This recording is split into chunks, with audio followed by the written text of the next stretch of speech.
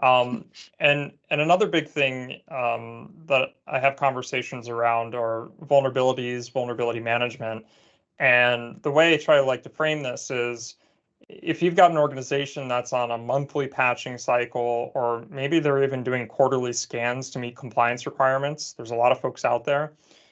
The best way that I try and address that risk is, well, are you okay with patching once a month and then having 29 days out of the month where you're vulnerable? Is that an acceptable risk? And so, Bruno, for you, how important is it for you in keeping those assets up to date and patched?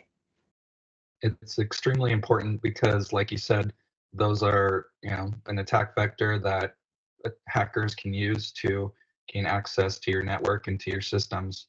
So having a frequent weekly or bi-weekly patching cycle is super important for small businesses.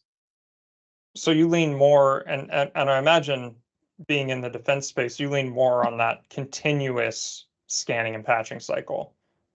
Right. On the defense side of things, I would say it definitely is a balance between operations and security. So operations will typically come first, but if I can advocate for a frequent, often patching cycle, then I will.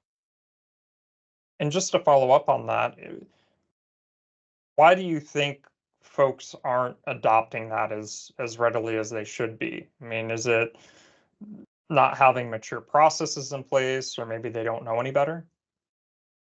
Yeah, I think there is some ignorance to it, and that, a lot of people think, oh, maybe it's automatically updating, but we have to put processes in place to make sure that we're verifying that and that those, software vulnerabilities are getting patched.